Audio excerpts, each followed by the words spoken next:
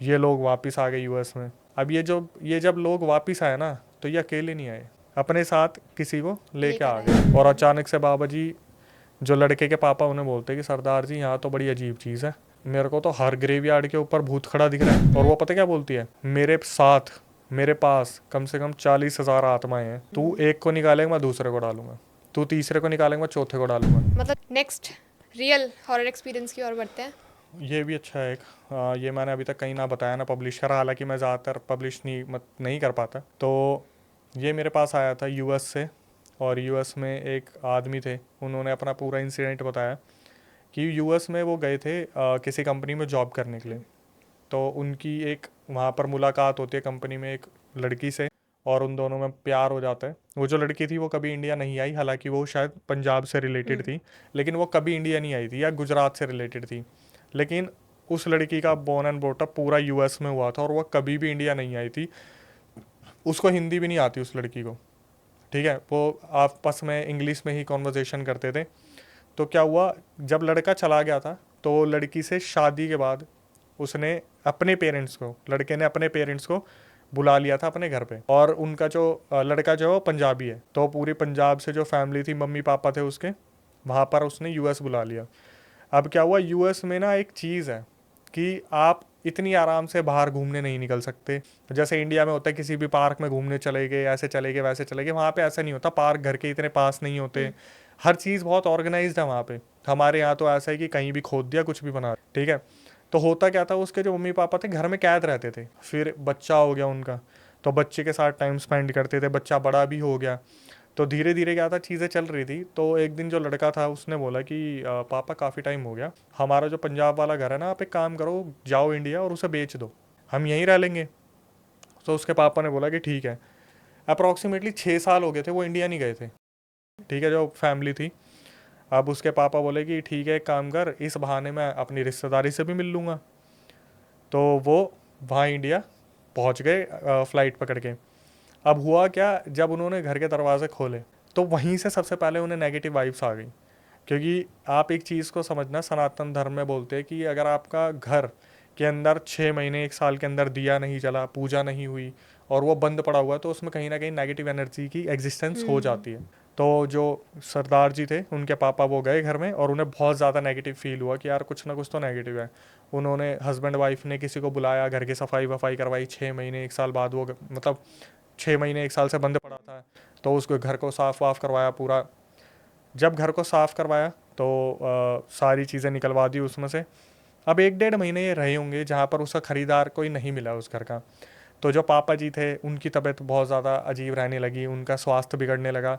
और उसने एक दिन अपने बेटे को फ़ोन कर दिया यूएस में कि यार मेरा मन नहीं लग रहा है, आप मुझे वापस बुला ले, मेरे को यहाँ नहीं रहना है। क्योंकि रिश्तेदारी भी बहुत दूर दूर थी, ज़्यादा मिलना विलना किसी से था नहीं, और अगर आप बहुत टाइम बाद आते हो ना, तो आप एडजस्ट हो ही नहीं सही बात पाते। है। वो एडजस्ट नहीं हो पा रहे थे। उसने अपने लड़के को बोल दिया कि मेरे को वापस बुला ले, मेरे को यहाँ पे बिल्कुल भी, मैं यहाँ पे नहीं बैठ पा रहा। तो लड़के ने बोला ठीक है, आप लोग फ़्लाइट पकड़ो, 3 4 दिन बाद की आ जाओ। ये लोग वापस आ गए यूएस में। अब ये जब लोग वापस आए ना, तो ये अकेले नहीं आए, अपने साथ किसी को लेके लेकर आ आए। गए। हुआ क्या, जब ये लोग वापस आए, तो जो वाइफ थी, जिनको हिंदी भी नहीं आती, कोई लैंग्वेज नहीं आती, धीरे धीरे पापा जी की तबीयत ठीक होनी शुरू हो गई, और जो वाइफ थी उनकी तबीयत बिगड़ना शुरू हो गई। और बिगड़ भी कैसे रही थी, जैसे रात का टाइम होता था, तो वो अचानक से उठ के बैठ जाती, कभी गुजराती में बात करती, कभी हिंदी में बात करती, कभी पंजाबी में बात करती। और उन्हें समझ ही नहीं आ रहा, जो हस्बैंड है उनको नहीं समझ में आ रहा कि हो क्या रहा। बच्चे तो वहाँ अलग सोते हैं, हस्बैंड वाइफ सो रहे हैं।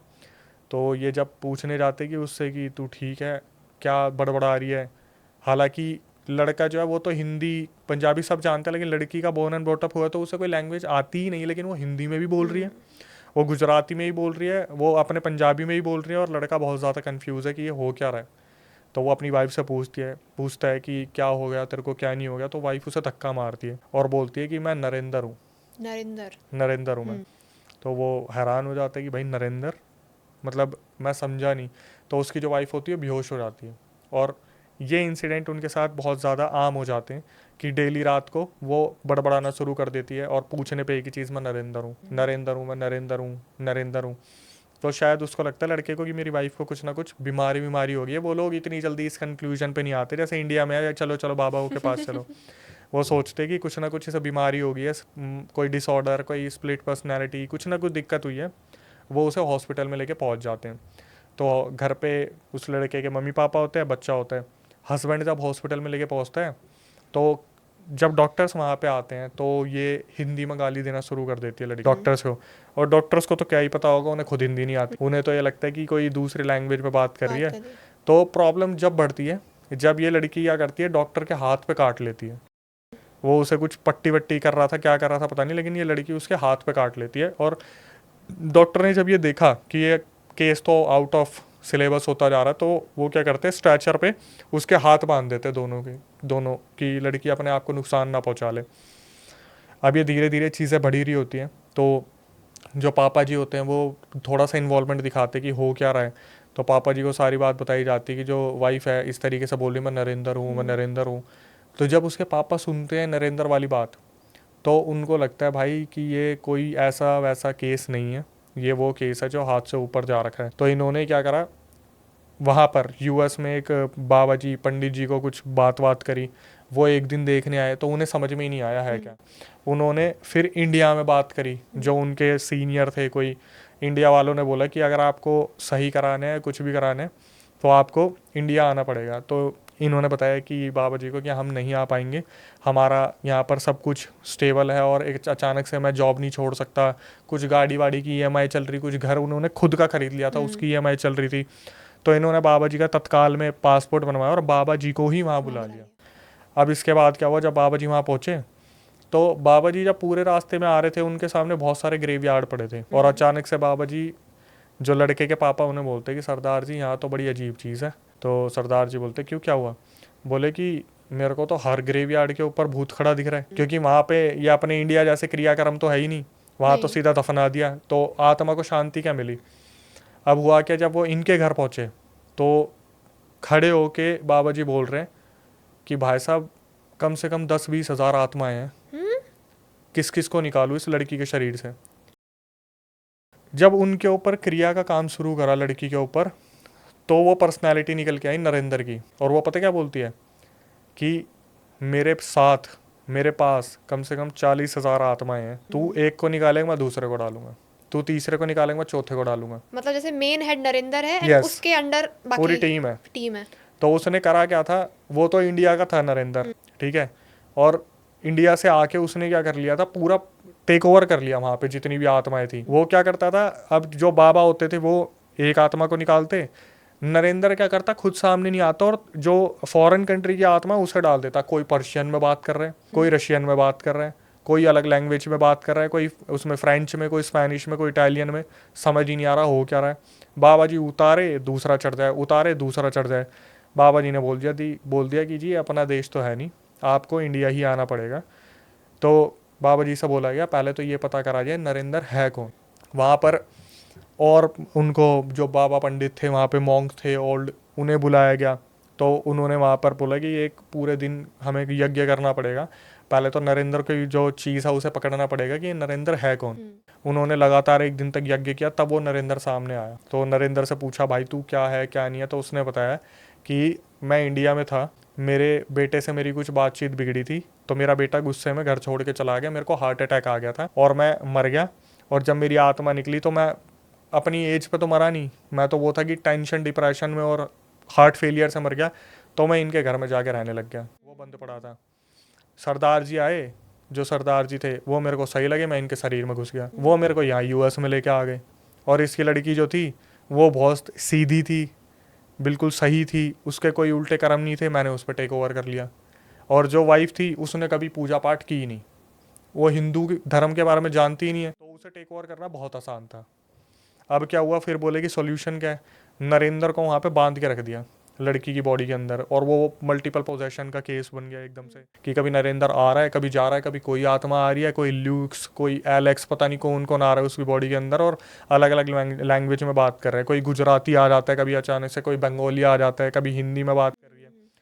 तो उसको बोला गया एट द एंड फाइनल करना क्या है, नरेंद्र को बांधा, उससे पूछा तो उसने बोला कि मुझे मेरी फैमिली से मिलवा दो। मुझे मेरे बेटे से मिलवा दो, अगर मेरा बेटा मुझे मिल गया तो मैं निकल जाऊँगा। भाई नरेंद्र से पूरा पता पूछा गया, इंडिया में जो दूसरी रिश्तेदारी थी उनसे बात करी गई, उनसे बोला कि उस लड़के से बात करवाओ, फ़ोन पे बात करवाया। तो लड़की जो जो बता रही थी उसके पापा के बारे में, वो लड़का कंफर्म कर रहा था, हाँ ये तो मेरे पापा की आदत थी, हाँ वो तो बीड़ी पिया करते थे, हाँ वो तो ऐसे घूमा करते थे, एक एक चीज़ कंफर्म करी। उसके बाद बोले कि भाई हम आएंगे एयरपोर्ट और एयरपोर्ट पे ही मिलवा के हम वापस ले जाएंगे। ये लोग हस्बैंड वाइफ एयरपोर्ट पहुँचे तो वो जो लड़की थी वो अपने बेटे के गले लग लग के रो रही है, उसके जो नरेंद्र का लड़का है उसकी पूरी फैमिली के गले लग के रो रही है। और हस्बैंड तो चिढ़ेगा ही कि वो भाई पापा तो तेरा होगा, मेरी तो लुगाई है। हाँ, तो वहाँ पर ये सारा सीन चल रहा है। अब अपनी वाइफ को लेके गया कोने में, बोला अगर नरेंद्र जी अगर आपको तसल्ली मिल गई हो तो अब बॉडी छोड़ दो आप। बोला ठीक है, और उसकी वाइफ बेहोश हो गई। ये अपने वापस यूएस लेके आ गया। 1 से 2 महीने सब कुछ सही रहा। उसके बाद नरेंद्र जी फिर वापस आ गए, फिर दोबारा वापस आ गए। और अब डिमांड क्या है, मेरे को सीधा बोल रहे हैं, मेरे को तो ये लड़की अच्छी लग रही है, मैं तो इसे लेके जाऊँगा, इन द सेंस अपने साथ मार दूंगा, लेके चला जाऊंगा दूसरी दुनिया में। क्योंकि लड़की बहुत पवित्र है, ऐसी आत्मा जल्दी से मिलती नहीं है, भगवान इसको दिखते ही नहीं है। अब क्या हुआ, इसकी जो फैमिली है फिर दोबारा इंडिया विजिट करती है। उन्होंने फ़ोटो वीडियोस भेजी है बट पर्सनल है। वापस आए, फिर ये किसी उड़ीसा के टेम्पल में गए। वहाँ पे जाके वो जो वहाँ पर बाबा बैठते थे वो लिटरली क्या करते थे, एक एक आत्मा को निकालते थे, एक एक आत्मा को निकालते थे। फिर भी जो मेन बात थी वो ये थी कि कई आत्माएं आके ये बोलती थी कि हम तो इसके शरीर में आना ही नहीं चाहते, वो जो नरेंद्र नाम का इंसान है उसने हमें कैद कर रखा है। तो इन्होंने सॉल्यूशन क्या निकाला कि साले पहले तो नरेंद्र को निकालो इसको, जब तक ये नरेंद्र नहीं निकलेगा तब तक सॉल्यूशन नहीं मिलेगा। वहाँ पर बहुत सारे बाबा इकट्ठा हुए, जितने भी उड़ीसा के बहुत पुराने थे जो ज्ञानी थे, उन्होंने क्या करा, सब ने मिल नरेंद्र को पहले निकाला और उसे कैसे ना कैसे बांधा, किसी चीज़ में उतारा। उसके बाद उन आत्माओं को बोला, लेकिन फिर भी वो जो आत्माएं थी उनमें से कुछ क्रूल थी बहुत ज़्यादा, तो वो उसके अंदर रहने लगी। तो जो वो लोग थे बाबा, उन्होंने बोल दिया कि ये वक्त के साथ ठीक होंगी, इनकी पूरी ज़िंदगी भक्ति में जानी है। तो जब वो इंडिया आ गई, जब वो यूएस आ गई, यूएस में आने के बाद वो कृष्ण जी की जो लड़की थी, वाइफ थी, इतनी बड़ी भक्त हो गई कि वो पूरा कृष्ण जी के तरह रिएक्ट करती थी। उनका हस्बैंड का बोलना था कि मेरी वाइफ के अंदर कृष्ण आते हैं, कृष्ण भगवान। वो माखन खाती थी पूरा निकाल के, और सारा मुरली मतलब हाथ में बांसुरी लेके बैठ जाती थी। और जब कृष्ण भगवान आते तो वो बिल्कुल ठीक रहती थी। उसके बाद दिक्कतें होती थी, लेकिन जब जब वो पूजा करती थी वो लड़की बिल्कुल फिट एंड फाइन रहती थी। अब भी कहीं ना कहीं छोटा मोटा पोजेशन है, लेकिन उतनी बड़ी चीज़ से वो लोग निकल के बाहर आ गए हैं अब।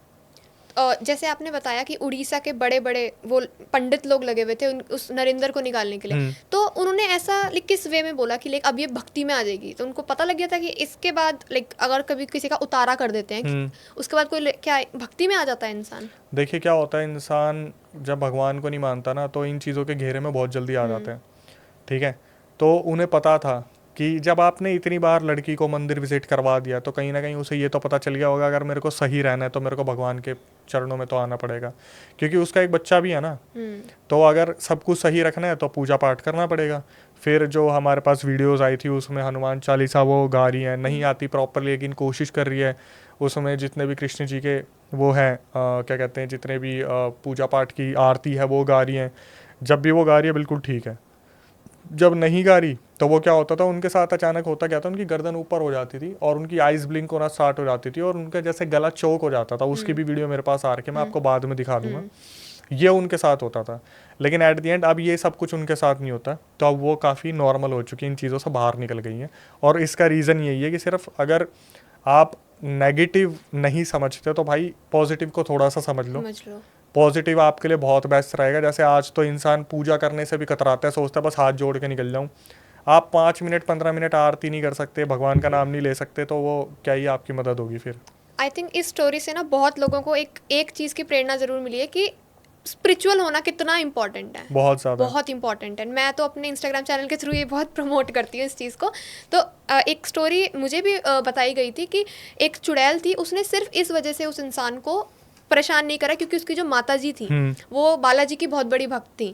तो उसने चुड़ैल ने बोला कि बालाजी की प्रोटेक्शन है, हनुमान जी की प्रोटेक्शन की वजह से ही कुछ नहीं कर पाई, अदरवाइज मैं इसका कलेजा खा जाती अभी तक। तो पता नहीं, शायद या तो मैंने शायद आप ही के उस पर इंस्टाग्राम पे सुना था कि नहीं, तो मैंने ये और भी कहीं सुनी थी जहाँ पर हुआ ये था कि वो औरत अपने घर के बाहर सो रही थी और उस औरत को बेसिकली वो घर बन रहा था, तो कोई नानी या बुआ जी थी, उन्होंने बोला था एक लड़की को कि तू घर के बाहर सो जा।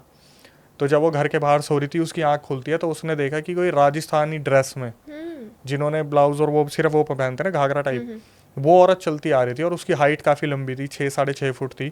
तो उस लड़की ने अपनी लैंग्वेज में पूछ लिया था, कटे जारी सा कुछ ऐसे करके पूछा था। तो वो जो औरत थी उसने बस उधर देखा उस लड़की की तरफ और वो भाग के वहाँ से, बहुत तेज़ी से भाग के वहाँ से निकल गई थी। तो अगले दिन उनके जो मोहल्ले पड़ोस की औरत थी उसके ऊपर पोजेशन हो गया था। तो जो नानी थी जिन्होंने बाहर सोने के लिए बोला था, वो नानी को बता दिया था उस लड़की ने कि रात को मेरे को ऐसा ऐसा दिखा था। तो नानी ही उस टाइम पे बोल रही थी कि तेरी बहुत अच्छी किस्मत है, ऐसे टोक मत दिया कर किसी को। तो जब वो नानी जी गई थी देखने के लिए कि किसके ऊपर पोजेशन हुआ है, तो पोजेशन के दौरान उसने बता दिया था कि कल तो इसकी लड़की बच गई क्योंकि मैं उसे खाने वाली थी, लेकिन उसके बगल में बालाजी खड़े थे और इसके पितर खड़े थे और बहुत सारे लोग रक्षा में थे। हमारे हनुमान जी तो सबकी प्रोटेक्शन करते हैं। एंड सबको मैं एक चीज़ यही बोलना चाहूँगी, आपकी इस वाली स्टोरी से यही चीज़ पता लगती है कि भक्ति या फिर इस पॉजिटिव इस की ओर जाना कितना ज़रूरी है, अदरवाइज आप इस घेरे में आओगे ही आओगे। बिल्कुल जी, हर घर में आज के टाइम पे कोई सामने आके तो प्रहार करेगा नहीं, हर घर में यही चल रहा है। ये स्टोरी से सच में काफ़ी लोगों की आंखें भी खुली होंगी कि कितना ज़रूरी है स्पिरिचुअल होना, कितना ज़रूरी है। एंड मुझे बहुत अच्छी लगी ये स्टोरी सुन के कि एक एक लास्ट में एक पॉजिटिव तरफ गई है ये स्टोरी कि हाँ वो भक्ति की ओर आई है, तो उसको पता लगा कि हाँ इट इज़ इम्पॉर्टेंट। तो ये स्टोरी काफ़ी मेरे को तो थ्रिलिंग लगी काफ़ी, एंड आई नो कि ऑडियंस को भी काफ़ी थ्रिलिंग लगी होगी। तो अब नेक्स्ट स्टोरी की ओर बढ़ते हैं। ठीक है, रियल एक्सपीरियंस। ये तो बहुत ही अच्छा है रियल एक्सपीरियंस, इससे तो देखने वालों को भी बहुत कुछ सीखने को मिलेगा। देखो ये एक ऐसा एक्सपीरियंस है ना जहाँ पर हम ये समझ सकते हैं कि पता नहीं किसकी गलती थी और कौन खेल गया। मतलब कि मुंबई से मेरे पास एक बार एक इंक्वायरी आई थी।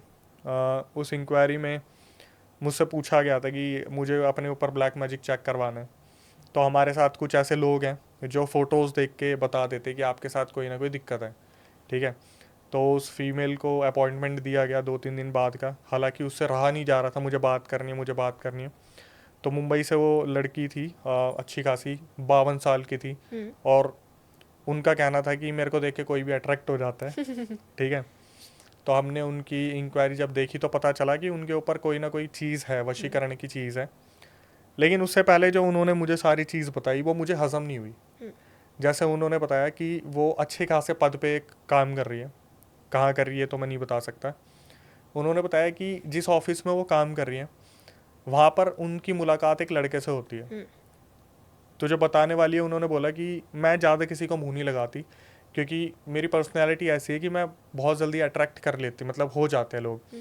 तो वहीं से क्वेश्चन मार्क खड़ा हो रहा था कि 52 साल की एक औरत है जो अपनी तारीफ़ कर रही है, ठीक है कोई नहीं। धीरे धीरे क्या होता है, वो अपने बारे में बताती चलती है कि मैं 2 साल पहले उनसे मिली थी और मैं बिल्कुल उसे मुँह नहीं लगाती थी। मेरे ऑफिस की तरफ से मुझे वो ड्राइवर मिला था, तो वो मुझे सुबह लेने आता था, शाम को छोड़ने जाता था। लेकिन जब नॉर्मली कन्वर्जेशन होती थी तो वो बहुत चीज़ी लाइंस मेरे ऊपर करता था, जैसे फ्लर्ट करना, ये करना, वो करना। लेकिन उनके एक हस्बैंड थे और एक बच्ची 9 साल की। 52 साल में 9 साल की बच्ची बहुत मुश्किल से हुई थी, कुछ ना कुछ करवा के हुई होगी। तो उन्होंने बताया कि वो बहुत ज़्यादा फ्लर्ट किया करता था, तो मैं भी उससे जस्ट बात किया करती थी। लेकिन एक दिन क्या हुआ, जैसे ये नॉर्मली आपस में बात कर रहे हैं, तो वो जो ड्राइवर था उसने बोला कि आज आप ऑफिस नहीं आए, ऑफिस नहीं गई होगी वो। तो उन्होंने बोला कि आज आप ऑफिस नहीं आए, तो उसने बताया, जो फीमेल बताने वाली है, कि मुझे पीरियड्स की प्रॉब्लम है इसलिए मैं ऑफिस नहीं आ पाई। तो जो सामने वाला लड़का था उसकी उम्र थी 25 से 26 साल और ये है 52 साल की। तो इस सामने वाले लड़के ने बोला कि ये क्या होता है, मतलब पीरियड्स की प्रॉब्लम क्या होती है, लड़की वाली प्रॉब्लम क्या होती है। तो उन्होंने बताया, एक्सप्लेन करा होगा अपने तरीके से। तो लड़के ने बोला कि एक काम करना, आप आते आते ना वो जो पैड होता है वो लेके आना ब्लड वाला, मुझे वो देखना है कैसा होता है, ठीक है। अब सुन के लगता है कि भाई ये चीज़ पॉसिबल नहीं है, या फिर वो औरत इस चीज़ पर तो गुस्सा हो जाएगी। ये औरत मेरे को बोल रही है कि मैं उसके लिए लेके गई थी, ये ऑफिस में लेके गई, उस लड़के ने अपने हाथ में उसे देखा और फेंकने की जगह अपने बैग में रख लिया। इस औरत को कुछ नहीं मालूम, इसने बोला मुझे ना तो काले जादू के बारे में पता, ना वशीकरण, कुछ नहीं पता मुझे बाद में जब उसने मेरा पॉडकास्ट देखा तब उन्हें इन चीज़ों की नॉलेज हुई। तो उस लड़के ने क्या करा, वो पैड लिया और अपने बैग में डाल दिया। उसके बाद से इस औरत का मानना है कि इसके ऊपर कोई वशीकरण हो गया। धीरे धीरे क्या होता था, जब वो लड़का इसके लिए कुछ लेके आता था ये खा लेती थी, कोई भी चीज़ इसे दी जाती थी ये खा लेती थी, कोई भी चीज़ हो रही थी इनके बीच में, ये कब आगे बढ़ते चले गए ये समझ नहीं आया। और हुआ क्या, कोविड की बात है, अचानक से इनके हस्बैंड, जो बताने वाली है उनके हस्बैंड हॉस्पिटल तक पहुँचे और वहाँ पे जाके वो एक्सपायर हो गए। तो अब हुआ क्या, कोई रोक टोक नहीं है 52 साल की औरत के ऊपर, कोई रोक टोक नहीं है। ये दोनों आपस में आगे बढ़ते चले गए, आगे बढ़ते चले गए, आगे बढ़ते चले गए।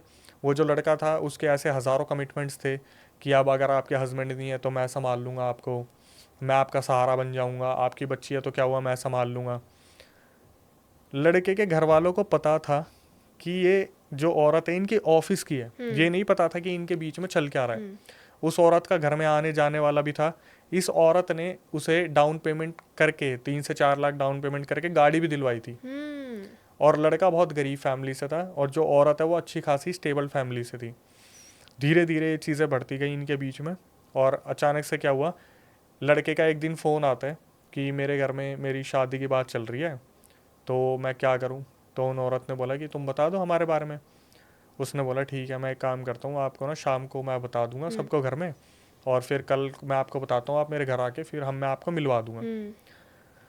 शाम को कॉल गया 52 साल की औरत के पास और उसने सीधा बोल दिया कि मैं शादी नहीं कर सकता, मेरे घर वाले उस चीज़ पे एग्री नहीं हो रहे और कोशिश करना आप मेरे सामने मत आना आज के बाद।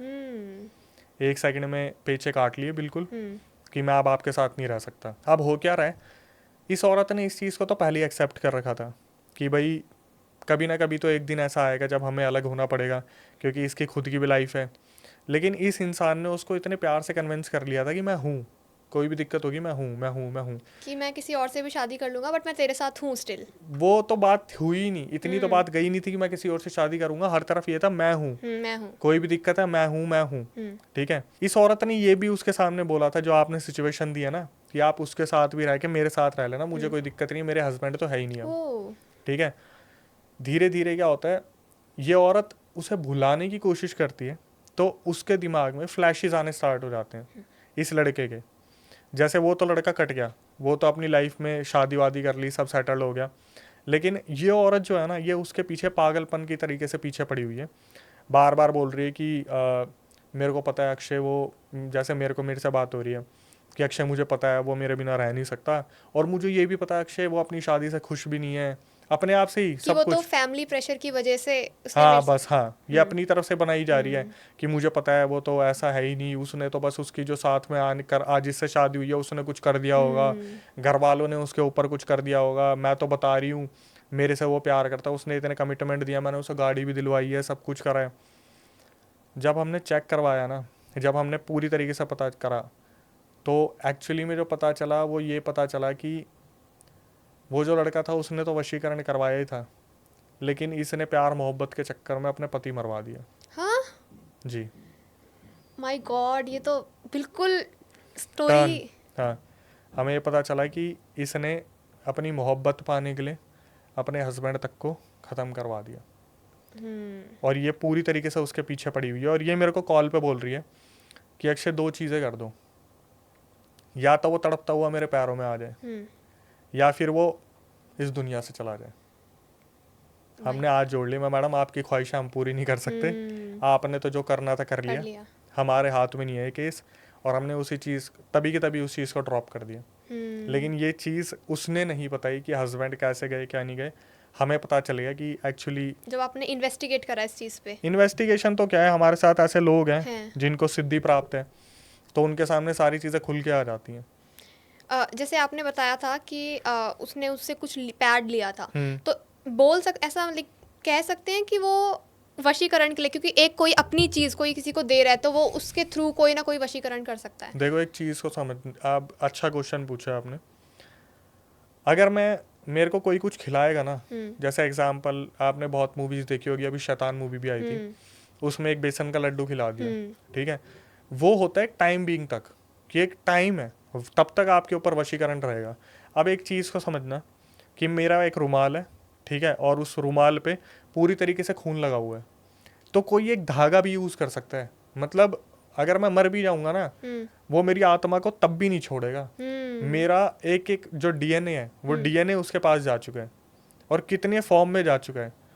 जैसे एग्जाम्पल के तौर पे बार बार बोला जाता है कि आप थोड़ा सा पैड संभाल के रखो, कोई आपके आगे पीछे बाल काटने की कोशिश करे, नेल्स थोड़ा सा देख के रखो। आप जब लोग ये जो मस्से वगैरह कटवाते हैं, बाल कटवाते हैं, तो ऐसे नॉर्मली कटवा के कहीं भी छोड़ देते हैं, उनसे भी ये चीज़ें होती हैं। तो जो डीएनए अगर वो कहीं ना कहीं किसी की हत्या चढ़ गया, तो वो किसी भी तरीके से उसे यूज़ कर सकता है। अभी जैसे आपने डीएनए की बात करी थी, तो एक वीडियो काफ़ी वायरल हुई थी, आई थिंक ऑडियंस ने भी देखी होगी, कि सारा अली खान एयरपोर्ट से आ रही थी एंड पता नहीं किसी ने पिंच करा है कि उसका ब्लड लेने के लिए क्या, बट वो देख के पता लग रहा था कुछ ब्लैक मैजिक का हो रहा है।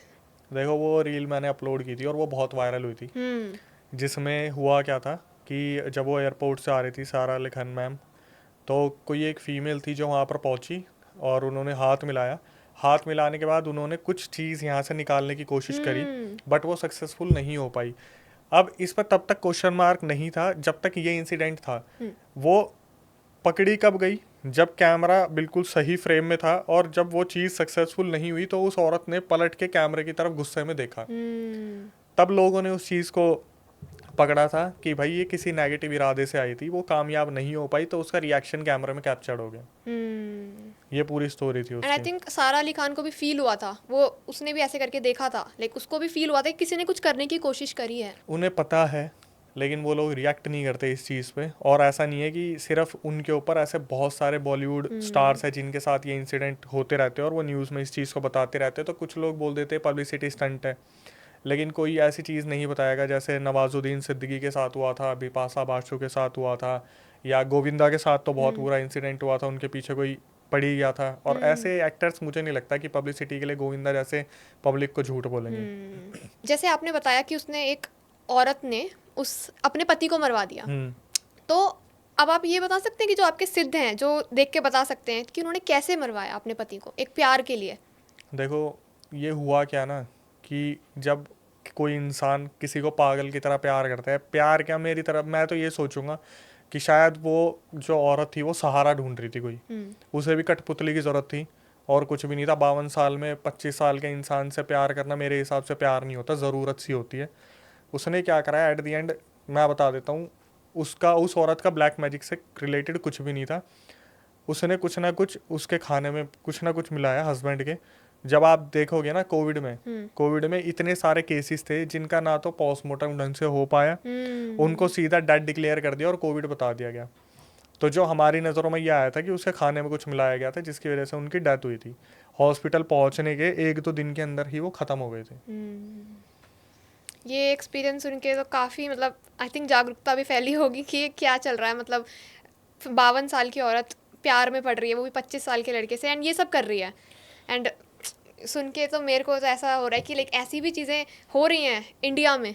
आप एक चीज़ को समझो ना, ये जितनी भी मूवीज़ आती हैं, जैसे राज हो गई, कॉन्जरिंग हो गई, और मैं जैसे क्वेश्चन मार्क उठता है कि भाई इन चीज़ों का अस्तित्व है या नहीं है, ब्लैक मैजिक है या नहीं है, तो मेहंदीपुर बालाजी देख लो, या आप ऐसी ऐसी लोकेशंस आपको सुनने में मिल जाएगी जहाँ पर भूत प्रेत उतरते हैं, या फिर लोग वहाँ जाते हैं, कुछ ना कुछ वहाँ पे क्रिया होती है, कुछ शमशान में रात को बैठते हैं, वहाँ से मशान उठा लेते हैं, जिन उठा लेते हैं, घर घर में ब्लैक मैजिक होता है। तो फिर पुलिस भी इस चीज़ के ऊपर क्यों इतना अगेंस्ट जाती है? जैसे बोलते हैं कि हमारा जुडिशियल सिस्टम इस चीज़ को नहीं मानता, ये ब्लैक मैजिक वगैरह का, लेकिन इनके लिए भी संविधान में कहीं ना कहीं रूल्स एंड रेगुलेशन है।